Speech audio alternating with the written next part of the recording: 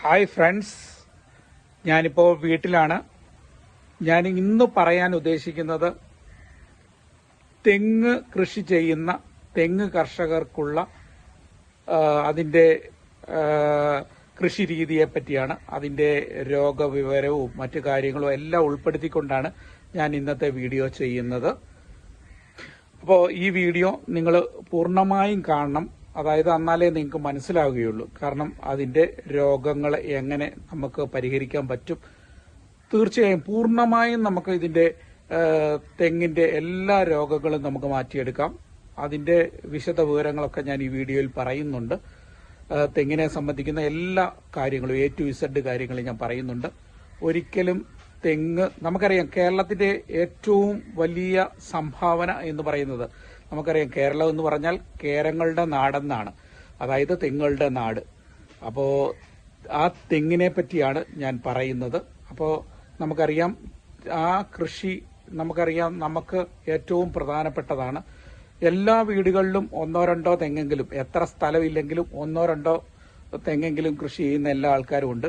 അപ്പോൾ സ്വാഭാവികമായിട്ടും തെങ്ങിന്റെ കേടുകളൊക്കെ വരുമ്പോൾ അതെങ്ങനെ പരിചരിക്കണം, എങ്ങനെ ശുശ്രൂഷിക്കണം, തെങ്ങിനെ എങ്ങനെ രക്ഷപ്പെടുത്തണം എന്നുള്ളതിനെപ്പറ്റി വളരെ വിശദമായിട്ട് നമുക്ക് വീട്ടിൽ ആരുടെയും സഹായം കൂടാതെ നമുക്ക് തന്നെ ചെയ്യാൻ പറ്റും.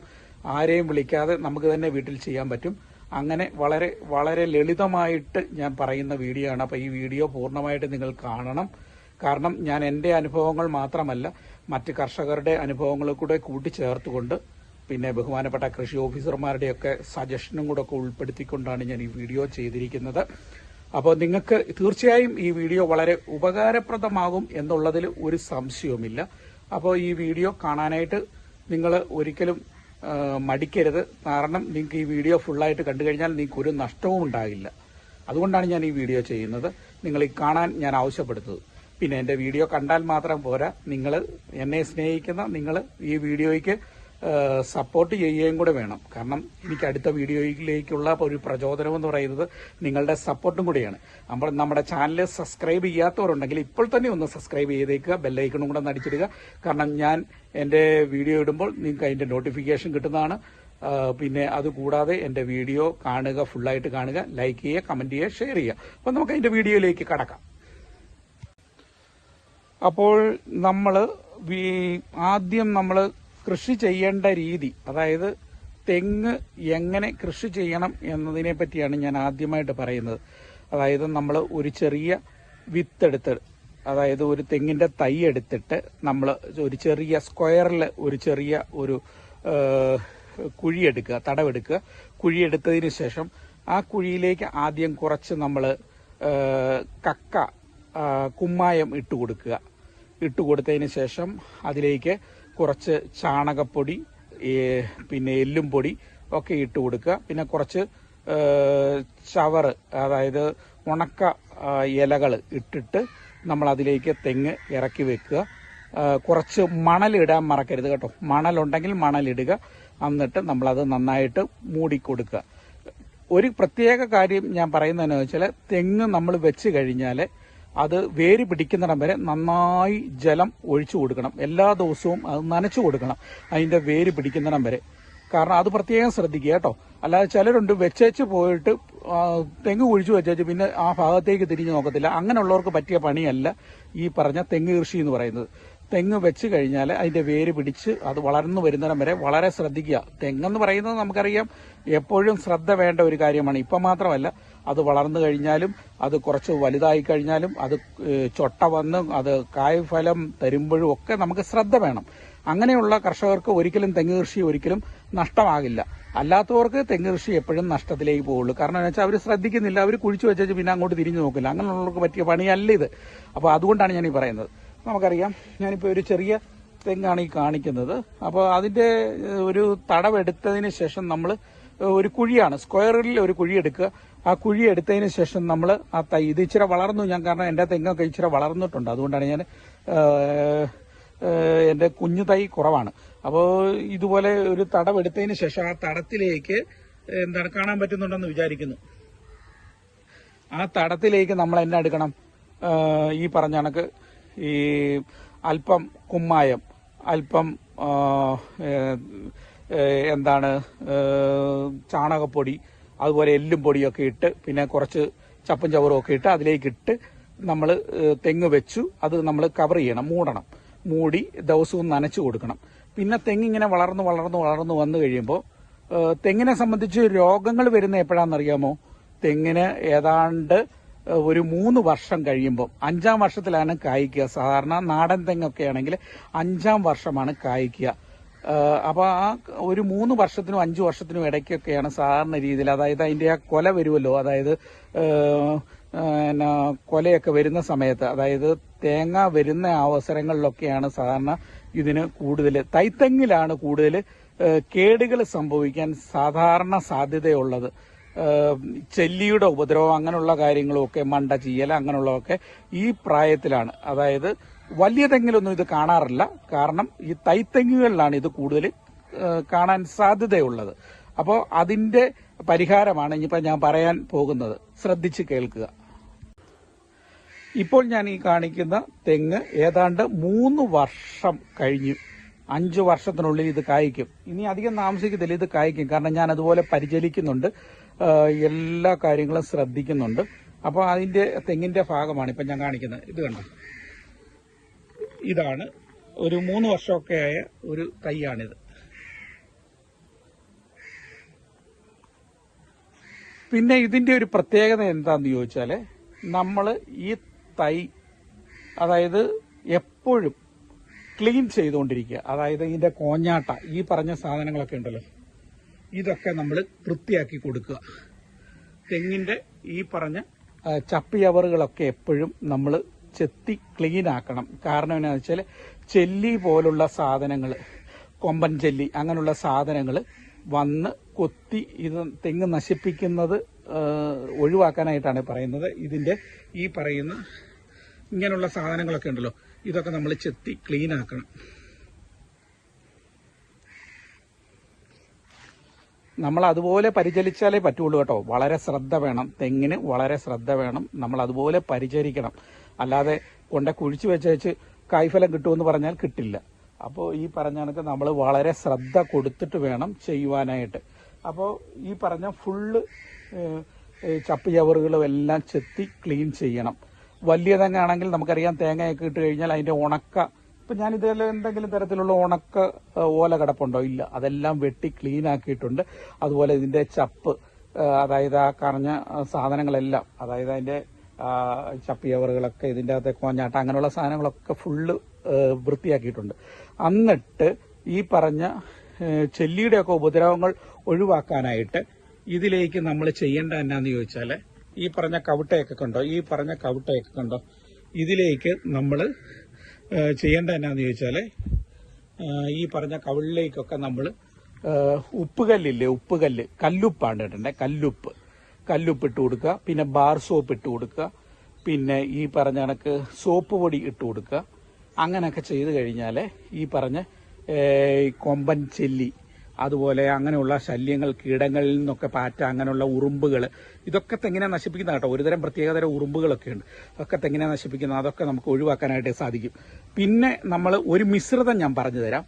അതായത് മഞ്ഞൾ, അതുപോലെ തന്നെ മരോട്ടി പിണ്ണാക്ക്, അതുപോലെ തന്നെ ഉപ്പ്, കല്ലുപ്പ്, അതുപോലെ മണൽ അല്ലെങ്കിൽ പാറപ്പൊടി, ഏതും ആയിക്കോട്ടെ, മണലോ പാറപ്പൊടിയോ ഏതെങ്കിലും ആയിക്കോട്ടെ, അത് ഈ പറഞ്ഞ എല്ലാം കൂടെ മിക്സ് ആക്കിക്കൊണ്ട്, അതായത് മഞ്ഞൾ, മരോട്ടി പിണ്ണാക്ക്, അതുപോലെ ഉപ്പ്, മണൽ അല്ലെങ്കിൽ പാറപ്പൊടി, ഇതേതെങ്കിലും ഒക്കെ മിക്സ് ആക്കിക്കൊണ്ട്, ഇതെല്ലാം കൂടെ മിക്സ് ആക്കിക്കൊണ്ട്, ഇപ്പം ഈ പറഞ്ഞ ഇത്രയും സാധനങ്ങളും ഒന്നിച്ച് മിക്സ് ആക്കിക്കൊണ്ട്, ഒറ്റ മിക്സ് ആക്കിക്കൊണ്ട് നമുക്ക് ഈ പറഞ്ഞ കവിളിലേക്ക്, തെങ്ങിന്റെ ഈ കവിളിലേക്കൊക്കെ നമുക്ക് ഇട്ട് കൊടുക്കാനായിട്ട് സാധിക്കും. കണ്ടോ? അപ്പോൾ നമ്മൾ ഇട്ട് കൊടുത്തു കഴിഞ്ഞാൽ നമുക്ക് ഇതുപോലെയുള്ള കൊമ്പൻ ചെല്ലിയുടെ ശല്യങ്ങളിൽ നിന്നും മറ്റ് കീടങ്ങളിൽ നിന്നും, അതുപോലെ കുമിൾ രോഗം, അതായത് ഈ ഇതിന്റെ കൂമ്പുകൾ വാടുന്ന അങ്ങനെയുള്ള രോഗങ്ങളിൽ നിന്നൊക്കെ നമ്മുടെ തെങ്ങിനെ നമുക്ക് സംരക്ഷിക്കുവാനായിട്ട് ഒക്കെ സാധിക്കും. അപ്പോൾ അത് പ്രത്യേകം ശ്രദ്ധിക്കേണ്ട ഒരു കാര്യമാണ്. നമ്മൾ വളരെ ശ്രദ്ധ കൊടുക്കണം. അതായത് തെങ്ങിന് നല്ല പരിചരണം കൊടുത്താൽ മാത്രമേ പറ്റുള്ളൂ. നമ്മുടെ ഒരു ശ്രദ്ധ വേണം. അതായത് വലിയ തെങ്ങുകൾക്കൊന്നും അധികം ഈ പറഞ്ഞ കണക്ക് പ്രായമാകും തോറും തെങ്ങുകൾക്ക് വലിയ ഈ പറഞ്ഞ കൊമ്പൻ ചെല്ലിയുടെയോ മറ്റു ശല്യങ്ങളോ ഒന്നും ഉണ്ടാകില്ല. പിന്നെ പ്രത്യേകം എന്നാ വെച്ചാൽ 2 തരം ചെല്ലികളുണ്ട്. ഒന്ന് കറുത്ത ചെല്ലിയുണ്ട്, അതുപോലെ തന്നെ ഒരു തവിട്ട് നിറത്തിലുള്ള ചെല്ലിയുണ്ട്. അതിലേറ്റവും ഡേഞ്ചറസ് ആയിട്ടുള്ള ചെല്ലി എന്ന് പറയുന്നത് കറുത്ത കൊമ്പൻ ചെല്ലിയാണ്, കറുത്ത ചെല്ലിയാണ്. അതിനെയാണ് നമ്മൾ റിമൂവ് ആക്കേണ്ടത്, അതായത് നശിപ്പിച്ച് കളയണം. അപ്പം ഞാൻ പറഞ്ഞ ഈ മിശ്രിതമൊക്കെ ഈ പറഞ്ഞ കവിളിലേക്കൊക്കെ ഇട്ട് കൊടുത്തു കഴിഞ്ഞാൽ ഇത്രയും ഞാൻ പറഞ്ഞ മിക്സറും എല്ലാം കൂടെ ഒന്നിച്ച് മിക്സ് ആക്കിക്കൊണ്ട് ഇടിച്ച് എല്ലാം പൊടിയാക്കി ആ പരുവത്തിലാക്കി ഇട്ട് കൊടുത്തു കഴിഞ്ഞാൽ അതിന്റെ ശല്യങ്ങളിൽ നിന്നൊക്കെ നമുക്ക് രക്ഷപ്പെടുവാനായിട്ടൊക്കെ സാധിക്കും, നമ്മുടെ തെങ്ങിനെ സംരക്ഷിക്കുവാനായിട്ടൊക്കെ സാധിക്കും. പിന്നെ ഞാൻ പറഞ്ഞില്ലേ, ഞാൻ ഇങ്ങനെയുള്ള ഈ മിശ്രിതം ഇല്ലേ, ഞാൻ മുമ്പേ പറഞ്ഞ ആ കൂട്ടുകളൊക്കെ ഇല്ലേ, ആ മിശ്രിതം വിഷമെല്ലാം കൂടെ മിക്സ് ആക്കിയിട്ടപ്പോൾ, അതായത് മഞ്ഞള്, മരോട്ടി പിണ്ണാക്ക്, അതുപോലെ ഉപ്പ്, അതുപോലെ മണൽപ്പൊടി അല്ലെങ്കിൽ പാറപ്പൊടി ഏതെങ്കിലും ആയിക്കോട്ടെ, അത് മിക്സ് ആക്കിയിട്ട് നമ്മൾ ഈ പറഞ്ഞ കവിളിലിട്ട് കൊടുക്കുമ്പോൾ ഈ പറഞ്ഞ സാധനങ്ങളൊക്കെ ചത്തുപോകും. അതായത് ഈ പറഞ്ഞ ഇതിന്റെ പിന്നെ ചെല്ലിയൂത്തും കാര്യങ്ങളും ഒന്നും ഉണ്ടാകില്ല. പിന്നെ അതിലുള്ള ചെല്ലിയൊക്കെ പുറത്തേക്ക് ചാടി വരും, പിന്നെ അത് ചത്തുപോകും. പിന്നെ അതിന്റെ ഉള്ളിലേക്ക് ഈ പാറപ്പൊടിയും മറ്റും ഈ മണലും ഒക്കെ കിടക്കുന്നതുകൊണ്ട്, പിന്നെ മറ്റ് മിശ്രിതങ്ങളും ഉപ്പും കാര്യങ്ങളും ഈ പറഞ്ഞ പിണ്ണാക്കും ഒക്കെ കിടക്കുന്നതുകൊണ്ട് അതിലേക്ക് മറ്റ് ചെല്ലിയുടെ ശല്യവും കാര്യങ്ങളും ഒന്നും ഉണ്ടാകില്ല. പിന്നെ ഇത് വന്ന് ചത്ത് കിടക്കുന്ന ചെല്ലിയാണ്. ഇപ്പം ഞാൻ കാണിച്ചു തരാം. നമ്മുടെ തെങ്ങിന്റെ താഴെ ഇതുപോലെ കുറേ കിടപ്പുണ്ട്. ഇത് കണ്ടോ, ഇതൊക്കെ ചത്ത് കിടക്കുന്ന ചെല്ലിയാണ്. ഞാൻ ആ വളം പ്രയോഗിച്ചു കഴിഞ്ഞപ്പോൾ ചത്ത് കിടക്കുന്ന ചെല്ലിയും കാര്യങ്ങളൊക്കെയാണിത്. കയ്യിൽ ഞാൻ ഇട്ടിട്ടുണ്ട്, കണ്ടോ, കാണാൻ സാധിക്കുന്നുണ്ടോ? ഇതുപോലെ ഈ തെങ്ങിന്റെ ചുവട്ടിലൊക്കെ ഇങ്ങനെ ചത്ത് കിടക്കുന്ന കാണാനായിട്ട് സാധിക്കും. കാരണം നമ്മൾ ഇത് ചെയ്തു കഴിഞ്ഞാൽ തീർച്ചയായും 100% നമുക്ക് റിസൾട്ട് കിട്ടും. നമ്മുടെ തെങ്ങ് എത്ര ചെല്ലി കുത്തിയെന്ന് പറഞ്ഞാലും എന്തെല്ലാം രോഗങ്ങളുണ്ടെന്ന് പറഞ്ഞാലും നമ്മൾ ഈ പറഞ്ഞ കാര്യങ്ങൾ ചെയ്തു കഴിഞ്ഞാൽ അതിന് റിസൾട്ട് ഉണ്ടാവും. അതിലൊരു സംശയമില്ല. പിന്നെ നമ്മുടെ ഈ കവിളിലൊക്കെ നമ്മൾ ഈ പറഞ്ഞ കവിളൊക്കെ ഉണ്ടല്ലോ, ഈ കവിളിലേക്കൊക്കെ നമ്മൾ ചെറിയ വലയൊക്കെ ഉണ്ടല്ലോ, നമ്മുടെ ഈ കണ്ണി ചെറുതായിട്ടുള്ള, അതായത് മീൻ പിടിക്കുന്ന ചെറിയ വലകൾ നമ്മൾ ഈ പറഞ്ഞ തെങ്ങിന്റെ കവിളിലേക്കൊക്കെ നമ്മളിങ്ങനെ വെച്ച് കൊടുത്തു കഴിഞ്ഞാൽ ഈ ചെല്ലി അതിൻ്റെ അകത്ത് കയറി കുത്തുന്ന ആ ഒരു പ്രവണത നമുക്ക് ഒഴിവാക്കാനായിട്ട് സാധിക്കും. നമുക്ക് അങ്ങനെയും ചെല്ലി ശല്യത്തിൽ നിന്ന് നമുക്ക് നമ്മുടെ തെങ്ങിനെ സംരക്ഷിക്കാൻ സാധിക്കും. അതായത് വലകൾ ആ കവിളിലേക്കൊക്കെ വെച്ച് നല്ലപോലെ കവർ ചെയ്ത് കൊടുത്തു കഴിഞ്ഞാൽ ഈ പറഞ്ഞ തെങ്ങിന്റെ ആ എന്ന് വെച്ചാൽ ഈ ഓലകൾ പിരിഞ്ഞു വരുന്ന ആ ഭാഗത്തേക്ക് ഇറക്കി വെച്ച് നല്ലപോലെ കവർ ചെയ്ത് കൊടുത്താൽ, ചെറിയ പീസുകൾ വെച്ചാൽ മതി. ഈ പറഞ്ഞ മീൻ പിടിക്കുന്ന ചെറിയ കണ്ണികളുള്ള വല വെച്ച് കൊടുത്തു കഴിഞ്ഞാൽ ഈ പറഞ്ഞ വിഷമൊക്കെ നമ്മളതിൻ്റെ അത് ഇട്ടല്ലോ, ഈ പറഞ്ഞ സാധനങ്ങളൊക്കെ, അപ്പോൾ ഈ പറഞ്ഞ് അതിൻ്റെ അകത്ത് വന്ന് കുടുങ്ങി അങ്ങനെയും ചെല്ലി ചത്തുപോകാനുള്ള ചാൻസുകളൊക്കെ ഉണ്ട്. അപ്പം നിങ്ങളൊന്ന് പരീക്ഷിച്ച് നോക്കുക. നിങ്ങൾ പരീക്ഷിച്ചിട്ട് ഇത് വിജയിക്കുകയാണെങ്കിൽ തീർച്ചയായും വിജയിക്കും, എനിക്ക് ഉറപ്പുണ്ട്. കാരണം ഞാനൊക്കെ ഇത് ചെയ്ത അനുഭവത്തിൽ നിന്നാണ് പറയുന്നത്. 100% സത്യസന്ധതയോടുകൂടിയാണ് പറയുന്നത്. ഇത് സക്സസ് ആവും. നിങ്ങൾ ഈ തെങ്ങ് കൃഷി ചെയ്യുന്നവർക്കെല്ലാം ഇതൊരു വലിയ അനുഗ്രഹമാവും. അതുകൊണ്ട് നിങ്ങളൊക്കെ ഇതൊന്ന് പരീക്ഷിക്കുക, നിങ്ങളുടെ അഭിപ്രായങ്ങളൊക്കെ അറിയിക്കുക, നമ്മളെ സപ്പോർട്ട് ചെയ്യുക. ഓക്കെ. വലിയ തെങ്ങൊക്കെയാണെങ്കിൽ നമ്മൾ ഈ പറഞ്ഞ കണക്ക് നമ്മൾ ഈ പറഞ്ഞ മണ്ണാനെയൊക്കെ കയറ്റിയിട്ട്, അതായത് തെങ്ങ് വൃത്തിയാക്കുന്ന ആളിനെയൊക്കെ കയറ്റിയിട്ട് അത് നമ്മൾ ക്ലീൻ ചെയ്യിച്ചുകൊണ്ടിരിക്കണം. ഇടയ്ക്കൊക്കെ നമ്മളത് വൃത്തിയാക്കിക്കൊണ്ടിരിക്കണം. കാരണം അതിൻ്റെ കോഞ്ഞാട്ട, അതുപോലെ തന്നെ ചപ്പിയവറുകൾ എല്ലാം പറിച്ച് വൃത്തിയാക്കി ഒക്കെ ആ തേങ്ങ ഇടുന്ന കൂട്ടത്തിൽ അതൊക്കെ ചെയ്യിപ്പിക്കാനായിട്ട് നിങ്ങൾ പ്രത്യേകം ശ്രദ്ധിക്കണം. അവരെ കൊണ്ട് പറഞ്ഞ് ചെയ്യിപ്പിക്കണം. പിന്നെ ഉണക്കയോലൊക്കെ വെട്ടിക്കളയാനായിട്ട് ശ്രദ്ധിക്കുക. നല്ല കരുത്തോടുകൂടി അപ്പം തെങ്ങ് വരും. പിന്നെ തെങ്ങിന് ചെയ്യേണ്ട വളം എന്താന്ന് ചോദിച്ചാൽ നമുക്കറിയാം, പലപ്പോഴും തെങ്ങിന് ചാണകം ഇടുന്നത് പലപ്പോഴും തെങ്ങിന് ഞാൻ കണ്ടിരിക്കുന്ന ഒരു കാര്യം എന്ന് പറഞ്ഞാൽ ഈ പറഞ്ഞ ചെല്ലിയുടെ ശല്യം കൂടാനുള്ള ചാൻസ് കൂടുതലാണ്. പലപ്പോഴും ഉണക്കച്ചാണകം മാത്രമേ ഇടാവുള്ളൂ, അല്ലാതെ ഒരിക്കലും പച്ച ചാണകം ഇടരുത്. ചാണകം ഇടാതിരിക്കുന്നതാണ് നല്ലത്. കാരണം ചാണകം ഇട്ട് കഴിഞ്ഞാൽ ഈ പറഞ്ഞ കണക്ക് ഉണക്ക ചാണകം മാത്രം ഇടാനായിട്ട് നോക്കുക. പിന്നെ എല്ലുംപൊടി നല്ലതാണ് കേട്ടോ. എല്ലുംപൊടിയും കാര്യങ്ങളൊക്കെ ഇട്ട് കഴിഞ്ഞാൽ തെങ്ങ് നല്ല വളർച്ചയോടുകൂടി വരും. പിന്നെ വേപ്പിൻ പിണ്ണാക്കൊക്കെ ഇട്ട് കൊടുത്തു കഴിഞ്ഞാൽ നല്ലതാണ്. അതൊക്കെ തെങ്ങിന് വളർച്ച കരുത്തും നല്ല കായ്ഫലമൊക്കെ ഉണ്ടാവും. നിങ്ങളുടെ തെങ്ങ് നല്ല സമൃദ്ധിയോടുകൂടി വലിയ വിളവ് നമുക്ക് തരികയും ചെയ്യും. കാരണം ഇത് ഈ പറഞ്ഞ കാര്യങ്ങളൊക്കെ ശ്രദ്ധിച്ചു കഴിഞ്ഞാൽ, വളമൊക്കെ കറക്റ്റായിട്ട് ഇട്ട് കഴിഞ്ഞാൽ. പിന്നെ രാസവളമായിടുന്നെങ്കിൽ 20 ഫാക്ടംബോസ് ഇട്ട് കൊടുത്ത് അതിൻ്റെ കൂടെ കുറച്ച് യൂറിയയും കൂടെ ഒക്കെ ഇട്ട് കൊടുത്ത് നമ്മൾ ഈ പറഞ്ഞ തടവൊക്കെ എടുത്തിട്ട് അത് ഇട്ടുകൊടുത്ത് തടമൊക്കെ വാരിക്കൂട്ടി നല്ല ജലം കേട്ടോ, സമൃദ്ധമായ ജലം എന്നും വെള്ളം ഒഴിക്കണം തെങ്ങിന്. നല്ല തണുപ്പാണ് ഇതിനാവശ്യമുള്ളത്. അപ്പോൾ അങ്ങനെയുള്ള കാര്യങ്ങളൊക്കെ ശ്രദ്ധിച്ചു കഴിഞ്ഞാൽ നല്ല ഒരു വിളവ് നിങ്ങൾക്ക് കിട്ടും. നല്ല സമൃദ്ധമായ കേരളത്തിന്റെ ഏറ്റവും വലിയ സംഭാവനയാണ് തെങ്ങ്. അപ്പോൾ നല്ല തേങ്ങ നമുക്ക് കിട്ടും. പിന്നെ തെങ്ങ് ചിലരുണ്ട് കരിക്ക് കൊടുത്ത് തന്നെ ഈ പറഞ്ഞ വിൽപ്പന നടത്തി അതിൽ നിന്ന് ലാഭം കൊയ്യുന്നവരുണ്ട്. അതാകുമ്പോൾ നമ്മളൊന്നും അറിയണ്ട, വന്ന് അവരെ ഏൽപ്പിച്ചു കഴിഞ്ഞാൽ, ഇങ്ങനെയുള്ള ആൾക്കാരെ ഏൽപ്പിച്ചു കഴിഞ്ഞാൽ അവർ വന്ന് വെട്ടി നമുക്കപ്പോൾ അതിന്റെ തേങ്ങ ഇടുന്നതിന്റെ കൂലിയൊന്നും കൊടുക്കണ്ട, ആ കരിക്ക് വെട്ടുന്നതിന്റെ ഒന്നും കൂലി കൊടുക്കണ്ട.